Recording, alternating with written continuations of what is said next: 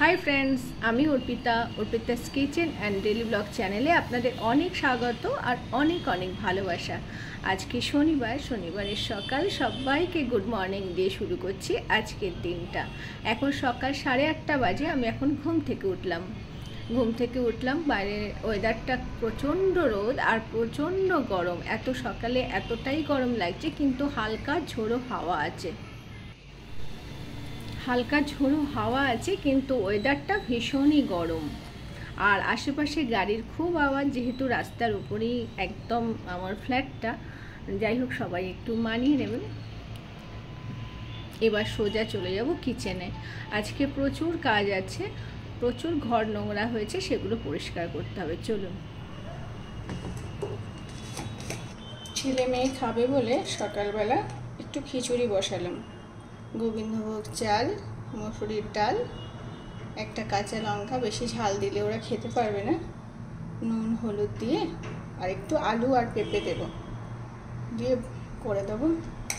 আর নামানোর আগে একটু ঘি দিয়ে দেবো। বন্ধুদের সবাইকে আমার তরফ থেকে অনেক ভালোবাসা, এত সাপোর্ট করার জন্য, এত পাশে থাকার জন্য।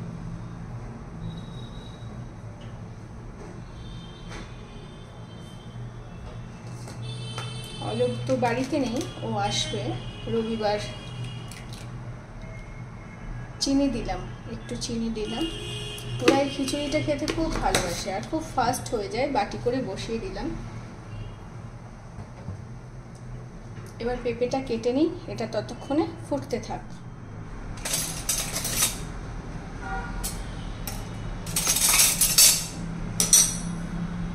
রান্না শুরু করব পরে। কালকে রাত্রে না হঠাৎ করে রাত 12:30 1টা নাগাদ কি সাংঘাতিক ঝড়। আর এই নতুন এখানে ফার্স্ট টাইম এরম আমি ঝড় দেখলাম। মানে এত ভয় লাগছিল, জানলা দরজা সব বন্ধ, তারপরেও যেন মনে হচ্ছিল জানলা দরজাগুলো ভেঙে যাবে। অসম্ভব ভয় লাগছিল। বাথরুমের দরজায় ছিটকানি বন্ধ, কিন্তু হাওয়ার প্রেসারে ছিটকানি খুলে যাচ্ছিল। এত ভয় করছিল কি বলবো। এখন দেখছি যেটুকু মানে ঘরে একটু ধুলো ঢুকেছে, সেই জন্য বাচ্চাদের খাবারটা রেডি করি, ওটার থেকেই আমি একটু খেয়ে নেব। পরে ধীরে সুস্থে বেলায় রান্না করব। শনিবার তো, দেখি পনিরও করতে পারি। আবার কেউ আসার কথা আছে বাড়ির থেকে, যদি আসে তাহলে একটু ডিম টিম বানাবো। নাহলে ন্যাচারালি আমি শনিবারটা নিরামিষই খাই। বাচ্চাদের খাবারটা রেডি হয়ে গেলে শান্তি। এখনো ঘরের কাজই কমপ্লিট করতে পারিনি, জানি না কবে কমপ্লিট করব। খুব প্রবলেম হচ্ছে। মানে স্থায়ীভাবে বসবাস না শুরু করে দিলে না, এইভাবে আর ভালো লাগছে না।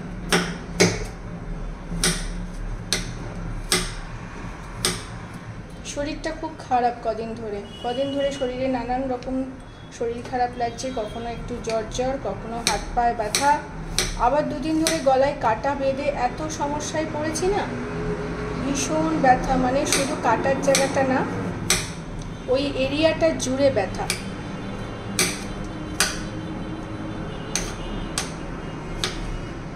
হোমিওপ্যাথি খাচ্ছি কালকে রাত থেকে, তবে মনে হচ্ছে হোমিওপ্যাথি খেয়ে অনেকটা উপকার পাচ্ছি।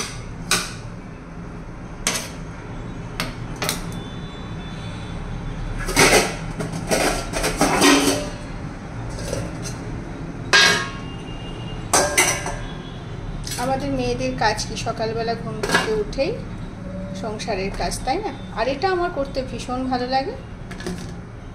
বাচ্চাদের জন্য, হাজব্যান্ডের জন্য সংসারটাকে গুছিয়ে সাজিয়ে রাখা। গুছিয়ে এখনো সাজাতে পারিনি, অনলাইনে অনেক কিছু অর্ডার করেছি। আস্তে আস্তে ধীরে সুস্থে সব কাজ হবে, যা মনে হচ্ছে ধীর গতিতে হবে। দেখি ছেলেটা কবে থেকে স্কুলে যায়, সেটাও একটা টেনশন। সব মিলেমিশে আছি একরকম।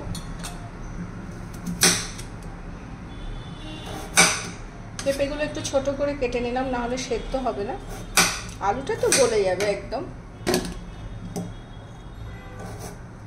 আশা করি আপনারা সবাই খুব ভালো আছেন। প্রত্যেক দিন ভিডিও দেখবেন, কেমন লাগছে আমাকে জানাবেন। আমার সকল বন্ধুদের জন্য কিন্তু আমার ভিডিও পোস্ট, তাই না? চলুন এটা ধুয়ে নিই। বাসন ছিল অনেকগুলো, কালকে রাত্রে কিচ্ছু বাসন মাজিনি, এখন সব পরিষ্কার করলাম। লেগে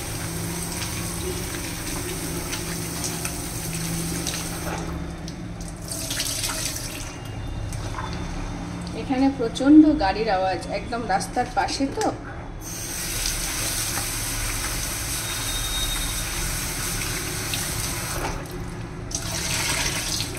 বাচ্চারা কিন্তু এখনো ঘুমাচ্ছে, ওরা উঠবে, ব্রাশ করবে, জল খাবে, আর আমার খাবার রেডি হয়ে যাবে।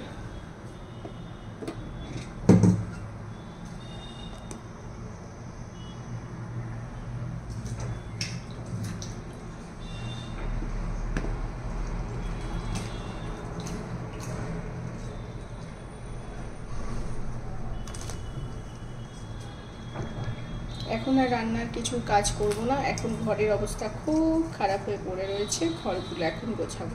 এটা ততক্ষণে হতে থাক, আমি আবার ফিরে আসছি একটু পরে, ততক্ষণে আপনারা সাথে থাকুন। খিচুড়িটা হতে থাক, ততক্ষণে আমি বিছানাগুলো তুলে নিই। দুটো ঘরে দুটো বিছানা পরিষ্কার করে নেই। ঘরগুলো প্রচণ্ড ঘর নোংরা হয়েছে, ওই যে বললাম কালকে রাতে প্রচণ্ডভাবে ঝড় হয়েছে, আর যেটুকু জানলা দরজা খোলা ছিল সেটুকু দিয়ে প্রচণ্ড নোংরা। এত উপরে যে এত ধুলো নোংরা হয়ে যাবে বুঝতে পারিনি।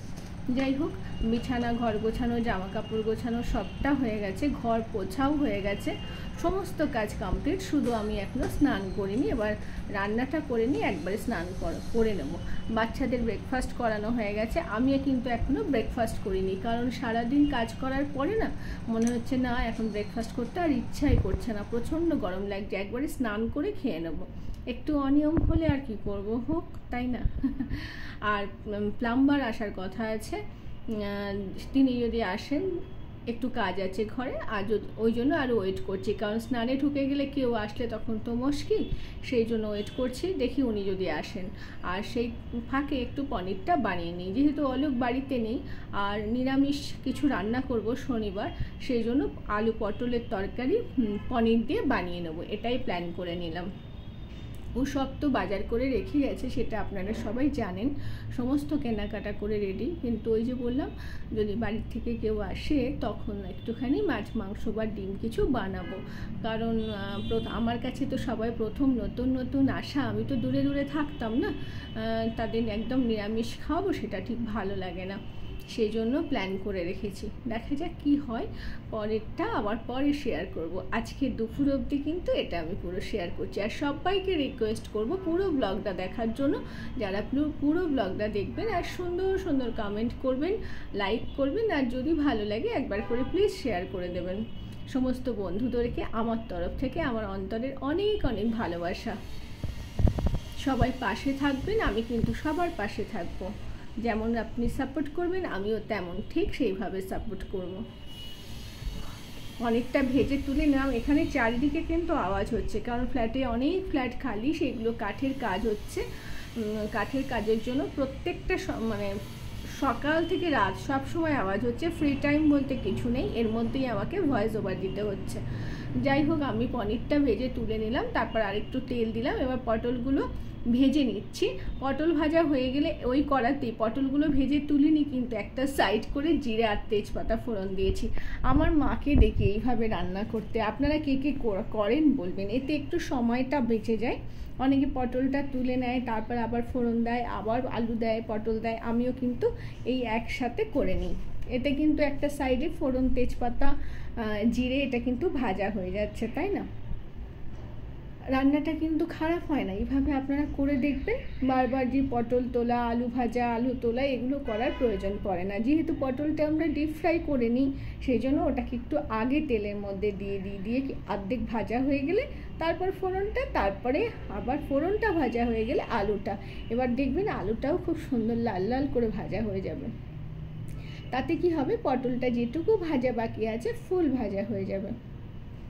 যেহেতু অলোক বাড়ি নেই, আর কিছু রান্না করব না। বাচ্চাদের খিচুড়ি তো একটু রয়ে গেছে, আমি যে বললাম ব্রেকফাস্ট আমি করিনি, ওটাই দুপুরবেলা মেয়েকে আমি খাইয়ে দেবো, সঙ্গে কিছুটা পনিরের তরকারি দিয়ে, আর আমার ছেলে আর আমি একটু ভাত পনিরের তরকারি খেয়ে নেব। যদি কিছু রান্না করি আবার রাত্রে রান্না করব। আর আজকে অনেক এক্সট্রা কাজ ছিল, আসার পর থেকে এত জামা কাপড় ছিল বাইরে, সেগুলো পড়েছিল, গোছানোর টাইম হচ্ছিল না বা গোছাতে পারছিলামও না। আজকে প্রত্যেকটা জামা কাপড় আমি গুছিয়েছি, যেটা যে আলমারিতে রাখা সেটা সেই জায়গায় রেখেছি। আজকে ওয়াশিং মেশিন চালিয়েছি, কিছু জামা কাপড় কেচেছি। ওই যে বললাম অফিস স্কুলের তাড়া নেই, আজকে আমি পুরো ফ্রি টাইম ছিলাম, সেই জন্য আজকে আমি অনেক এক্সট্রা কাজ করে নিয়েছি। ওয়াশিং মেশিনে জামা কাপড় কেচে ব্যালকনিতে মেলে দিয়েছি, ওগুলো বিকেলে শুকালে তুলে নেব। ঘর একদম পরিষ্কার পরিচ্ছন্ন করেছি। গতকাল বাথরুম পায়খানাটা পরিষ্কার করে রেখে দিয়েছিলাম, কারণ সপ্তাহে সপ্তাহে ওটা আমি সবসময়, আমি বা অলোক অল্টারনেট আমরা কেউ না কেউ ওটা পরিষ্কার করে নিই। বাটনা করেছিলাম টমেটো, আদা আর একটু জিরে পাউডারটাও মিক্সির মধ্যে দিয়ে দিয়েছি, আর লঙ্কা দিয়েছি, এইটা পেস্ট করে নিয়েছিলাম।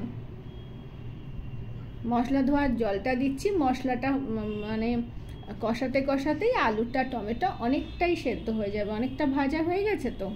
আর পটল আলুটা খেতে তো খুবই ভালো লাগে, সঙ্গে পনির, একটু সবজি খাওয়া হচ্ছে, একটু পনির খাওয়া হচ্ছে। আর তরকারিটা পরিমাণে একটু বাড়ে পটলটা দিলে। দিতাম ফুলকপি দিতাম, কিন্তু যদি আমার দাদা আসে, দাদা আবার ফুলকপিটা খায় না, সেই জন্য ফুলকপির পরিবর্তে আমি পটলটা দিলাম। মশলাটা কষিয়ে নিয়ে আবার আসছি। মশলা কষানো হয়ে গেল, জল ঢালা হয়ে গেল, সব কিছু হয়ে গেল, একটুখানি গুঁড়ো গরম মশলা উপর দিয়ে ছড়িয়ে দিলাম।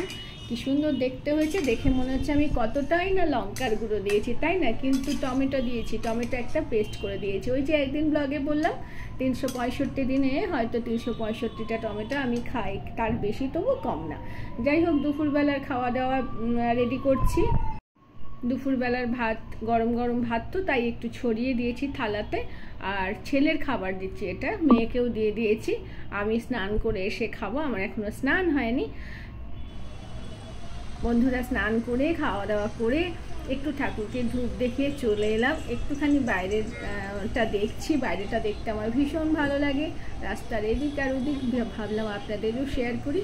এবার আমি একটুখানি দুপুরবেলার ভাত ঘুম দেবো প্ল্যান করেছি। ঘুম কি হবে, দুটো বাচ্চা দুষ্টুমি করছে, হয়তো ঘুম হবে না, তবু একটু রেস্ট তো করতে পারবো। যাই হোক, আপনারা সারাটা দিন আমার সাথে ছিলেন, আপনাদের সবাইকে অনেক ভালোবাসা। এইভাবে পাশে থাকবেন, আপনারা সুস্থ থাকুন, ভালো থাকুন আর সাবধানে থাকুন, আর আমার সাথে থাকুন। বালিশ নিয়ে নিচ্ছি, বালিশ নিয়ে শুয়ে পড়বো। এখন আমরা মেঝেতেই শুই, মেঝেতে গদি পেতে বিছানা, পার্মানেন্ট বিছানা করে রেখে দিয়েছি। একটা ছোট খাট আছে আর মেঝেতে শুই। চলুন, সবাইকে বাই বাই।